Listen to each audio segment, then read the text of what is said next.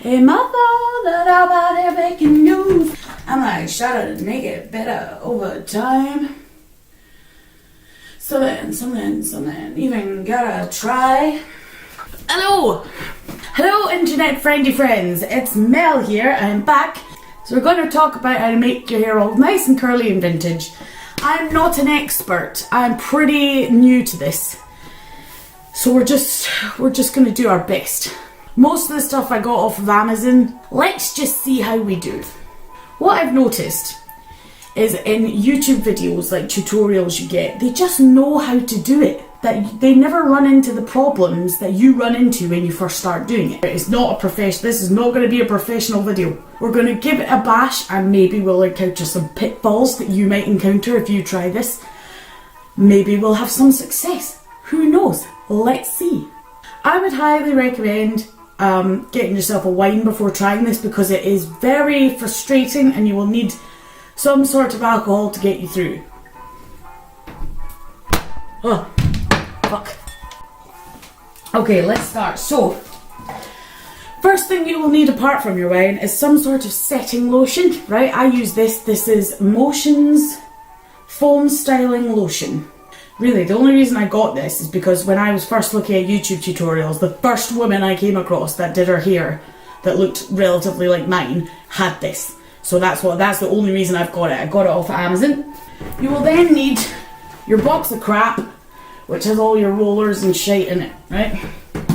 You'll need like clips and things. I'm going to use these wee things. You can get, oh sorry, that's got hair in it.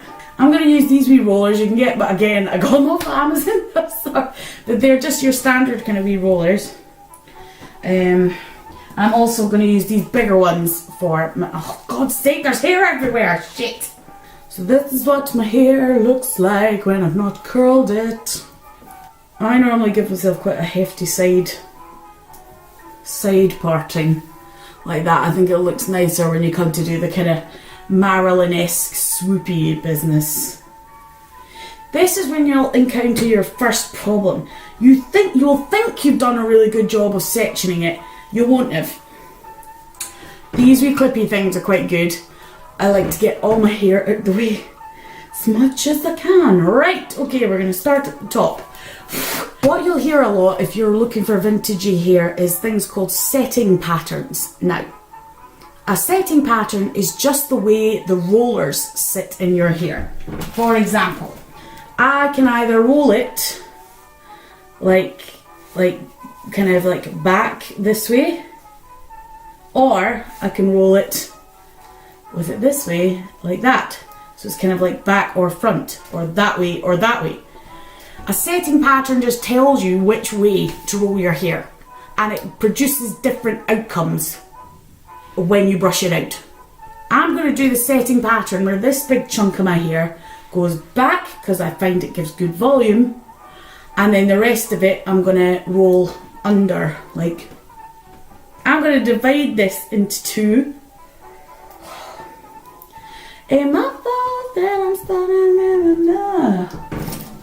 This is the problem you'll encounter. If you take too big a chunk, that for me, that's going to fit. I'll make that fit on this roller, right?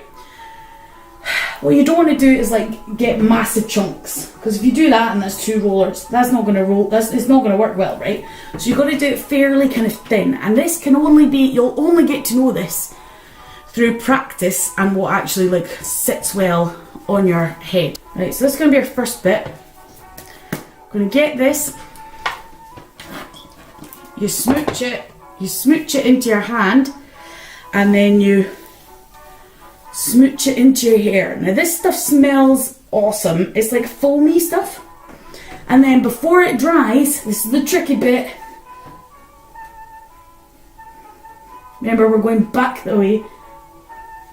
Before it dries, you gotta like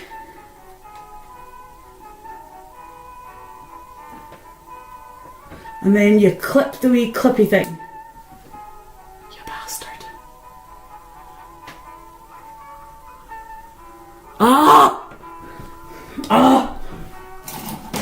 That's what we got. That's what we got happening. Right, now the thing with, right, here's the thing you've got to remember. You don't want to do any twisty business and roll it up. You don't want to twist it. You want to keep it like a ribbon, like tagliatelle. That's what you want, nice flat here. So you've got to, oh, this is flattering, right, you've got to get it right to the end and like squidge it under, okay? Then you're rolling it, and you want all the wee bits of hair. You don't want any bits of hair like that bastard there. You don't want any of that poking out. You want to smoosh them all in, roll them all up. Then when it's at your head, clip on that thing. It helps if you sing the song. What you might want to use as well as one of these dealies, right? And what you can do with the wee bit in your comb is use that to weaken any wee stray hairs that are coming out. Because they like to come out because they're wee bastards. See? Look. There you go. Prime example. And you can use your wee comb, or if you've got pointy nails like me, your arms hurt like a bastard after doing this. So we've done your big 6 going this way. Professional people like section it all out in advance and shit like that. I don't have the time or the knowledge or the will to do that. So I like take what I think is going to be enough for one roller and just kind of guess at it and go, that'll probably be alright. What you don't want to do, right, is roll up too tight. Because if you really roll them up tight, it makes the curl really small. So you want nice and gentle weak them up. It's very tricky when you do the wee under bits, right? The further back on your head you go, the more complicated things get because you lose sight. You've not got oversight.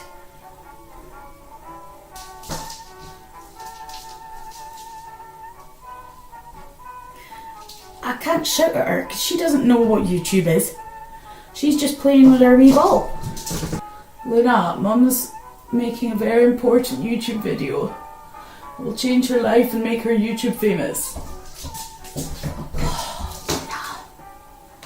Oh, I just broke my own rule. I just twisted it round.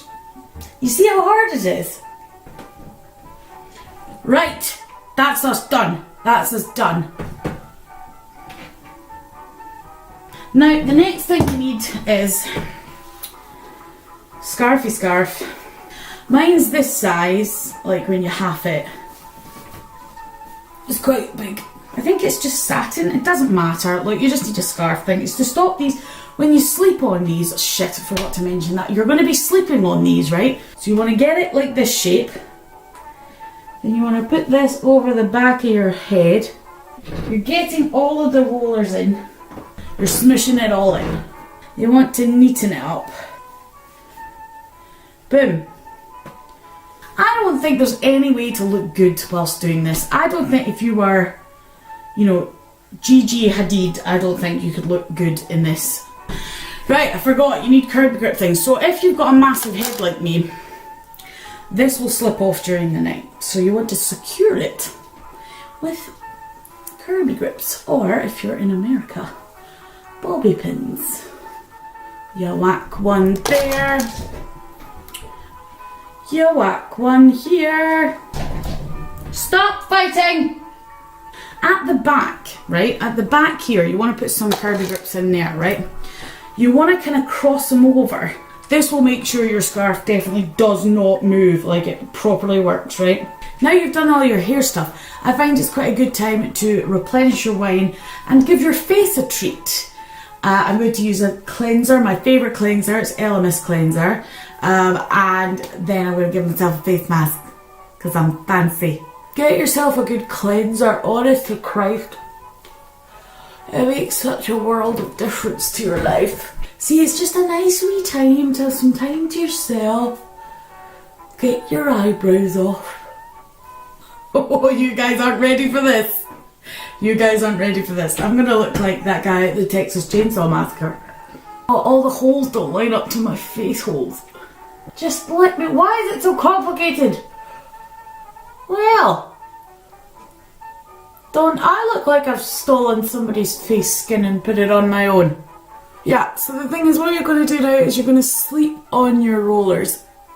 This will be enormously uncomfortable, and it's just a sacrifice you make in the name of beautiful hair. Prepare for an uncomfortable night.